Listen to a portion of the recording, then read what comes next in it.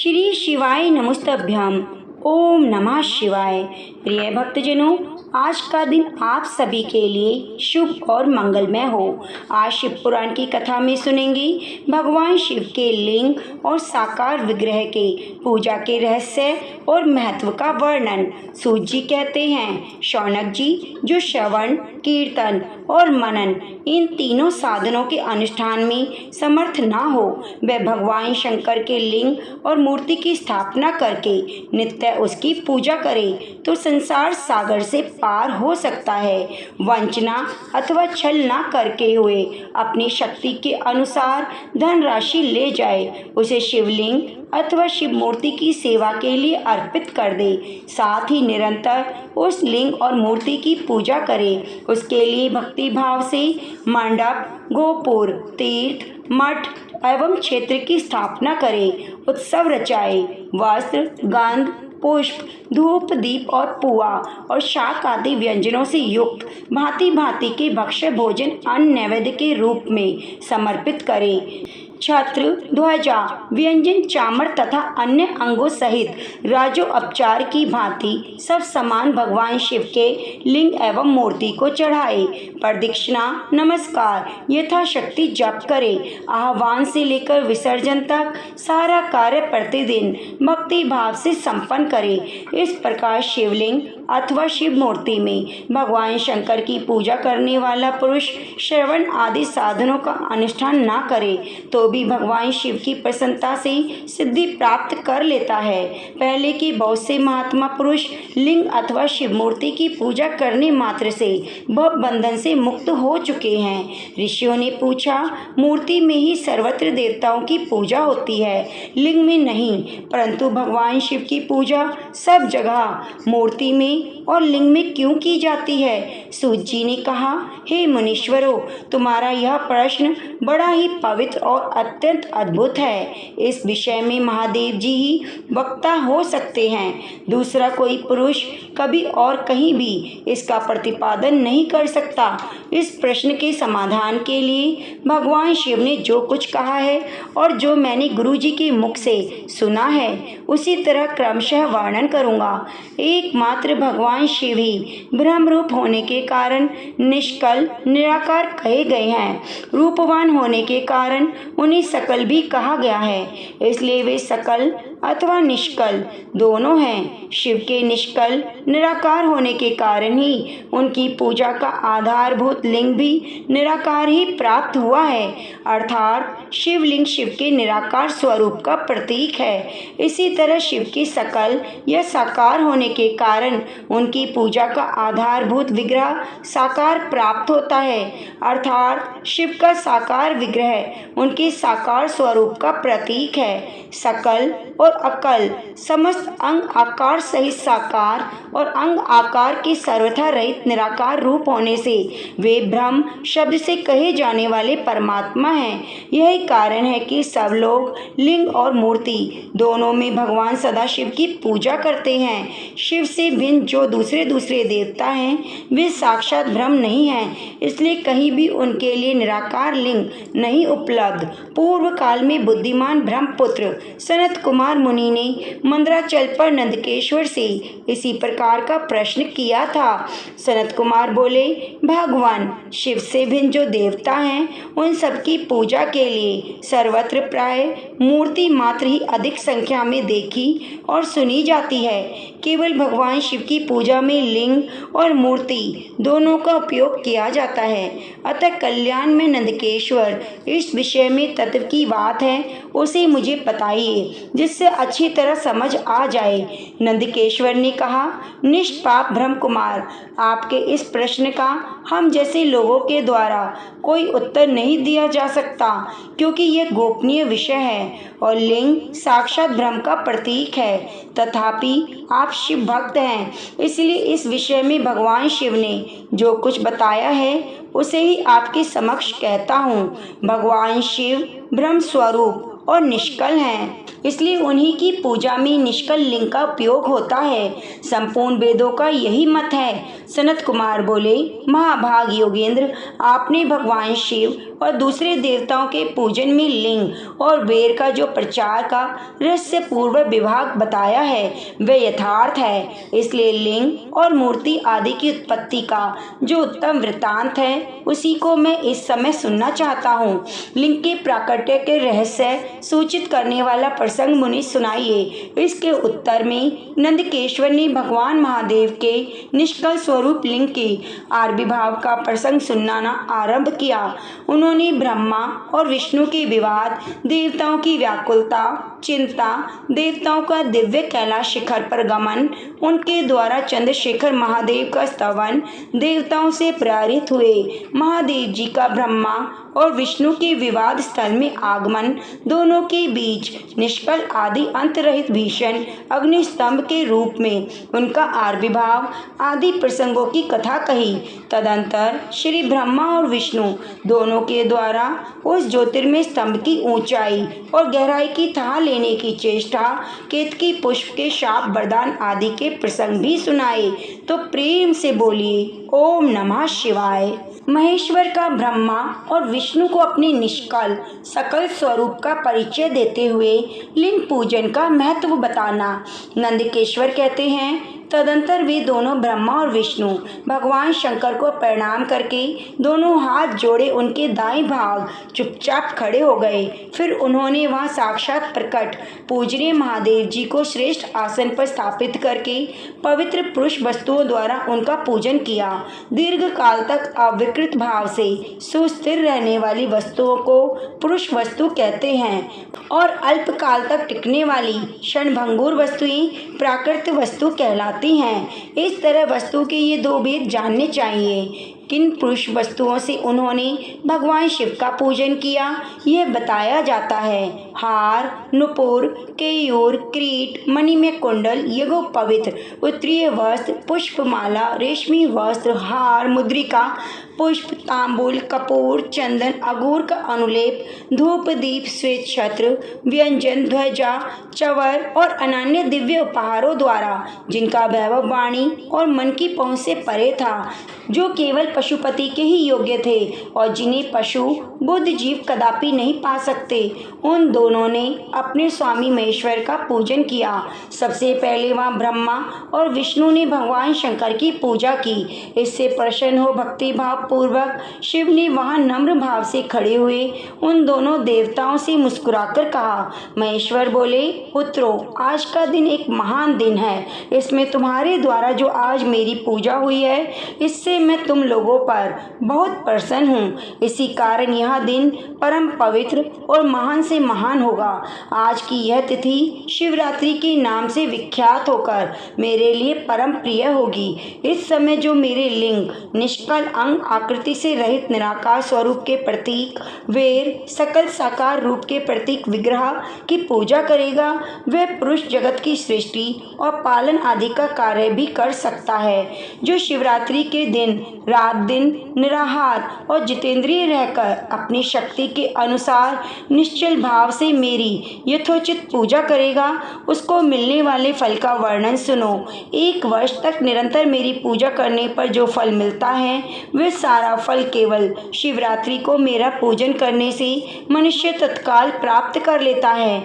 जैसे पूर्ण चंद्रमा का उदय समुद्र की वृद्धि का अवसर है, उसी प्रकार यह शिवरात्रि तिथि मेरी धर्म की विधि का समय है। इस तिथि में मेरी स्थापना आदि का मंगलमय उत्सव होना चाहिए। पहले मैं जब ज्योतिर्मय स्तंभ रूप में प्रकट हुआ था, वह समय मार्गशीर्ष मास में आद्रा नक्षत्र से युक्त पूर्णमासी यह प्रतिपदा है। जो पुरुष मार्गशीर्ष मास में आद्रा नक्षत्र होने पर पार्वती सहित मेरा दर्शन करता है अथवा मेरी मूर्ति या लिंग की झांकी करता है, वह मेरे लिए कार्तिकेय से भी अधिक प्रिय है। उस शुभ दिन को मेरे दर्शन मात्र से पूरा फल प्राप्त होता है। यदि दर्शन के साथ मेरा पूजन भी किया जाए तो इतना अधिक फल प्राप्त होता है कि उसका वाणी द्वारा वर्णन नहीं हो सकता। वहाँ पर मेरे लिंग रूप से प्रकट होकर बहुत बड़ा हो गया था। अतः उस लिंग के कारण यह भूतल लिंग स्थान के नाम से प्रसिद्ध हुआ। जगत के लोग इसका दर्शन और पूजन कर सके, इसके लिए यह अनादि और अनंत ज्योति स्तंभ अथवा ज्योतिर्मय लिंग अत्यंत छोटा हो जाएगा। यह लिंग सब प्रकार के भोग सुलभ कराने वाला भोग और मोक्ष का एकमात्र साधन है। इसका दर्शन, स्पर्श, ध्यान किया जाए तो ये प्राणियों को जन्म और मृत्यु के कष्ट से छुड़ाने वाला है। अग्नि के पहाड़ जैसा जो ये शिवलिंग यहाँ प्रकट हुआ, इसके कारण यह स्थान अरुणाचल नाम से प्रसिद्ध होगा। यहाँ अनेक प्रकार के बड़े बड़े तीर्थ प्रकट होंगे। इस स्थान में निवास करने या मरने से जीवों को मोक्ष हो जाएगा। मेरे दो रूप हैं, सकल और निष्कल। दूसरे किसी एक ऐसे रूप में नहीं है। पहले मैं स्तंभ रूप में प्रकट हुआ, ब्रह्म भाव मेरा निष्कल रूप है और महेश्वर भाव सकल रूप। ये दोनों मेरे ही सिद्ध रूप हैं। मैं ही परब्रह्म परमात्मा हूँ। कला युक्त और अकल मेरे ही स्वरूप है। ब्रह्म रूप होने के कारण मैं ईश्वर भी हूँ। जीवों पर अनुग्रह आदि करना मेरा कार्य है। ब्रह्म और केशव मैं सबसे बृहत और जगत की वृद्धि करने वाला होने के कारण ब्रह्म कहलाता हूँ। सर्वत्र समरूप से स्थित और व्यापक होने में मैं सबकी आत्मा हूँ। सर्ग से लेकर अनुग्रह तक आत्मा या ईश्वर से भिन्न जो जगत संबंधी 5 कृत्य हैं, वे सदा मेरे ही हैं। मेरे अतिरिक्त दूसरे किसी के नहीं हैं, क्योंकि मैं ही सबका ईश्वर हूँ। पहले मेरी ब्रह्म रूपता का बोध कराने के लिए निष्कल लिंग प्रकट हुआ था। फिर अज्ञात ईश्वरत्व का साक्षात्कार कराने के लिए निमित्त मैं साक्षात जगदीश्वर ही शकल रूप में तत्काल प्रकट हो गया। अतः मुझ में जो ईशत्व है उसे ही मेरा शकल रूप जानना चाहिए, तथा जो ये मेरा निष्कल स्तंभ है वह मेरे ब्रह्म रूप का बोध कराने वाला है। यह मेरा ही लिंग है। तुम दोनों प्रतिदिन यहाँ आकर इसका पूजन करो। ये मेरा ही स्वरूप है और मेरे सामीप्य की प्राप्ति कराने वाला है। लिंग और लिंगी में नित्य अभेद होने के कारण मेरे इस लिंग का महान पुरुषों को भी पूजन करना चाहिए। मेरे एक लिंग की स्थापना करने का यह फल बताया गया है कि उपासक को मेरी समानता की प्राप्ति हो जाती है। यदि एक के बाद दूसरे शिवलिंग की स्थापना भी कर दी जाए तब तो उपासक को फल रूप में मेरे साथ एकत्व रूप फल प्राप्त होता है। प्रधानतः शिवलिंग की स्थापना करनी चाहिए। मूर्ति की स्थापना उसकी अपेक्षा गौण कर्म है। शिवलिंग के अभाव में सब ओर से सवेर मूर्ति युक्त होने पर भी वह स्थान क्षेत्र नहीं कहलाता। तो प्रेम से बोलिए ओम नमः शिवाय, हर हर महादेव। 5 कृत्यों का प्रतिपादन, प्रणव एवं पंचाक्षर मंत्र की महत्ता, ब्रह्मा विष्णु द्वारा भगवान शिव की स्तुति और उनका अंतर्ध्यान। ब्रह्मा विष्णु ने पूछा, प्रभु सृष्टि आदि 5 कृत्यों के लक्षण क्या हैं, यह हम दोनों को बताइए। भगवान शिव बोले, मेरी कर्तव्यों को समझना अत्यंत गहन है, तथापि मैं कृपा पूर्वक तुम्हें उनके विषय में बता रहा हूँ। ब्रह्मा और अच्युत, सृष्टि, पालन, संहार, तिरोभाव और अनुग्रह, ये मेरे 5 मेरे जगत संबंधी कार्य हैं जो नित्य सिद्ध हैं। संसार की रचना का जो आरंभ है उसी को सर्ग या सृष्टि कहते हैं। मुझसे पालित होकर सृष्टि का सुस्थिर रूप से रहना ही उसकी स्थिति है। उसका विनाश ही संहार है। प्राणों के उत्क्रम को तिरोभाव कहते हैं। इन सब से छुटकारा मिल जाना ही मेरा अनुग्रह है। इस प्रकार मेरे 5 कृत्य हैं। सृष्टि आदि जो 4 कृत्य हैं वे संसार का विस्तार करने वाले हैं। 5वां कृत्य अनुग्रह मोक्ष का हेतु है। वह सदा मुझ में ही अचल भाव से स्थिर रहता है। मेरे भक्तजन इस 5 कृत्यों को 5 भूतों में देखते हैं। सृष्टि भूतल में, स्थिति जल में, संहार अग्नि में, तिरोभाव वायु में और अनुग्रह आकाश में स्थित है। पृथ्वी से सबकी सृष्टि होती है, जल से सबकी वृद्धि और जीवन रक्षा होती है, आग सबको जला देती है, वायु सबको एक स्थान से दूसरे स्थान ले जाती है और आकाश सबको अनुग्रहित करता है। विद्वान पुरुषों को यह विषय इसी रूप में जानना चाहिए। इन 5 कृत्यों का भार वहन करने के लिए मेरे 5 मुख हैं। चारों दिशाओं में 4 मुख हैं और इनके बीच में 5वां मुख है। हे पुत्रों, तुम दोनों ने तपस्या करके प्रसन्न हुए मुझ परमेश्वर से सृष्टि और स्थिति नामक 2 कृत्य प्राप्त किए हैं। ये दोनों तुम्हें बहुत प्रिय हैं। इसी प्रकार मेरी विभूति स्वरूप रुद्र और महेश्वर में दोनों अन्य उत्तम कृत्य संहार और तिरोभाव मुझसे प्राप्त किए हैं, परंतु अनुग्रह नामक कृत्य दूसरा कोई नहीं पा सकता। रुद्र और महेश्वर अपने कर्म को भूले नहीं हैं, इसलिए मैंने उनके लिए अपनी समानता प्रदान की है। वे रूप, वेश, कृत्य, वाहन, आसन और आयुध आदि में मेरे समान ही हैं। मैंने पूर्व काल में अपने स्वरूप मंत्र का उपदेश किया है, जो ओमकार के रूप में प्रसिद्ध है। वह महामंगलकारी मंत्र है। सबसे पहले मेरे मुख से ओमकार प्रकट हुआ, जो मेरे स्वरूप का बोध कराने वाला है। ओमकार वाचक है और मैं वाच्य हूँ। यह मंत्र मेरा स्वरूप है। प्रतिदिन ओमकार का निरंतर स्मरण करने से मेरा सदा स्मरण रहता है। मेरे उत्तरवर्ती मुख से अकार का, पश्चिम मुख से उकार का, दक्षिण मुख से मकार का और पूर्ववर्ती मुख से बिंदु का अथवा मध्यवर्ती मुख से नाद का प्राकट्य हुआ। इस प्रकार 5 अवयवों के युक्त ओमकार का विस्तार हुआ। इन सभी अवयवों से एकीभूत होकर वह प्रणव ओम नामक एक अक्षर हो गया।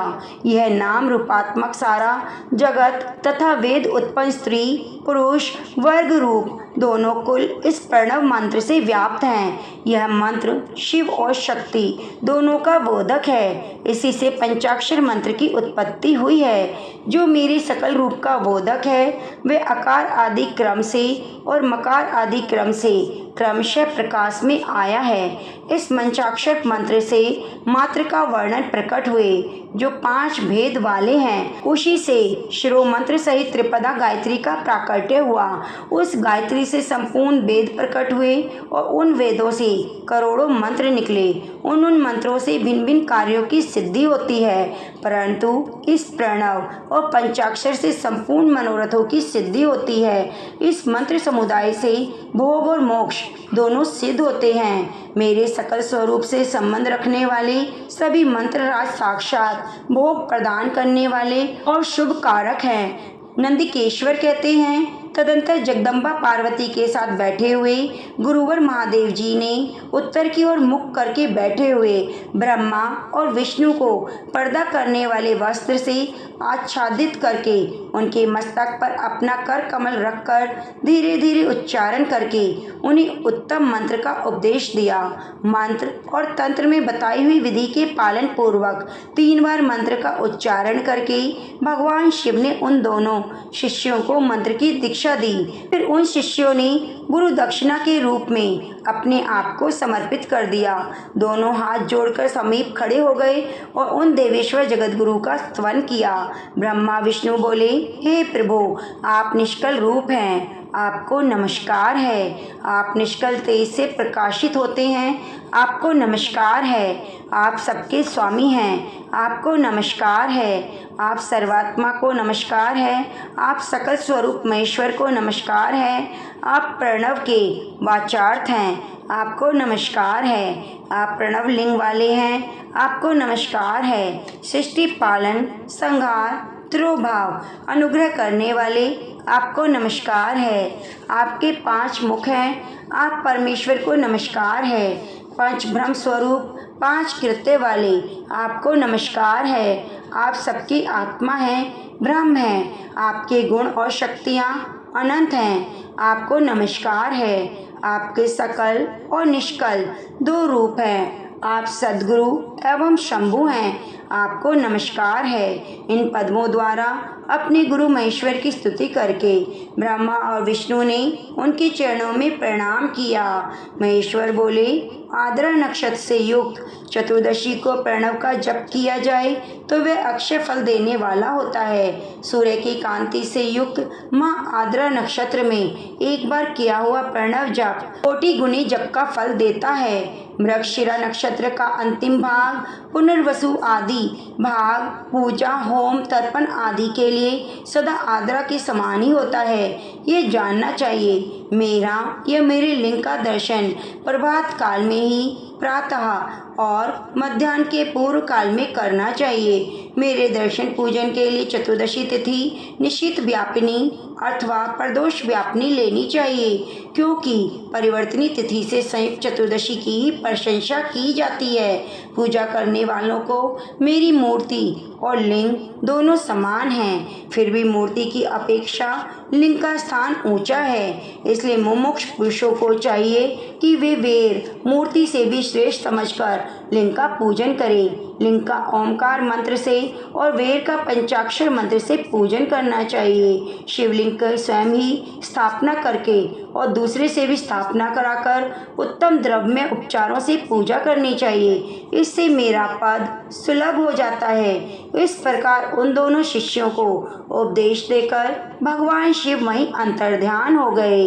तो प्रेम से बोलिए ओम नमः शिवाय। श्री शिवाय नमस्तभ्यम।